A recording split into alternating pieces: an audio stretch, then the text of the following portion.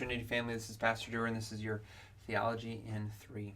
Today I'd like to finish our conversation about magic, and I'd like to do so in terms of looking at fantasy stories. So I'm going to show you 3 of my favorite books that I have read. This is The Chronicles of Narnia by C.S. Lewis.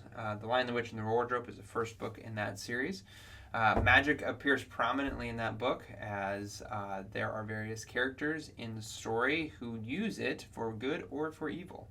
And so we have things like the deep magic that's before the foundation of the world and stuff like that. It's a very an amazing story.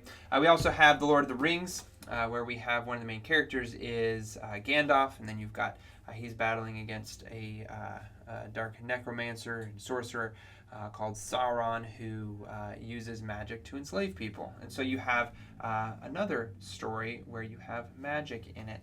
And then the third is called Harry Potter. And Harry Potter is a story about a young wizard who learns that he has magical powers, and he goes to school to learn about magic. Now, all 3 of these stories, they deal with magic, but their understanding of magic is still yet different than the Old Testament understanding, the ancient understanding of magic, and even the modern understanding of magic. That magic is kind of an empty word that we tend to fill with all kinds of different meaning, because by nature, magic is mysterious and somewhat unknowable. And so you have fantasy stories where people they create a whole new world that doesn't exist in reality, a whole new world in which magic is a driving power force for whatever's going on in the story. Now, what's interesting is that both C.S. Lewis and J.R.R. Tolkien are writing their stories so that they can make Christians. They want to get past watchful dragons. That's how they talk about it. People are more likely to hear the stories that they want to tell when they are not suspicious that you're trying to make them a Christian. And so they wrote these books to tell a great story about Jesus. And it's not necessarily on the nose, and that's the whole point. And magic shows up in their fantasy stories. In a lot of ways, they wrote the modern genre of fantasy. And so then you get something like Harry Potter that comes decades later. Now, Harry Potter, when I was growing up, had a bad reputation for being anti-Christian. And I think the reason for that is because Harry Potter, people are called witches and wizards.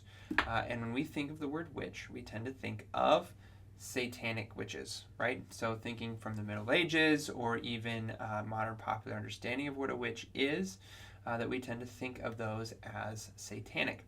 Now, in this story, there's no mention of Satan. There's no mention of them drawing on powers from supernatural forces other than just magical creatures that are in the world. And so it's a fantasy story. It's not based in our world and our reality. Now, what's interesting about all 3 of these books, all 3 of them are Christ stories. All 3 of them exemplify things that Christ has revealed in his word to his people. And so you're going to have characters like Aslan, who is an embodiment of Jesus. That's like Jesus, his magic Jesus lion. And that was Tolkien's criticism. So Tolkien went and he made multiple characters that embodied aspects of Jesus' life. Aragorn is the king, Frodo as the suffering servant, and Gandalf even comes back to life at one point. And so we have these figures that show up in the text as an embodiment of Christ. And then Harry Potter, his whole story is predicated on his mother giving herself up and dying for him, and that love of his mother protecting him through many and various dangers even after she has died.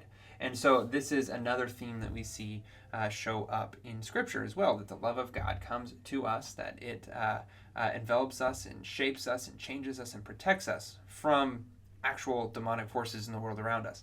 And so as we read these stories, these are great stories because they help us understand a little bit better the story of Christ and how that relates to our lives. And so while there is magic in them, and while Scripture says don't do magic, what they mean when they say magic is a lot different than when we say magic, because it is a word that just is empty of meaning until we fill it. And in this case, it's filled with this fantasy world, which teaches us about Christ. In our modern context, it can be about demonic forces, and that can be quite a big problem. So these are great stories. If you haven't read them, I encourage you to read them. They're a lot of fun, and they teach about Jesus. I pray that you have a blessed rest of your day, and I look forward to seeing you this weekend.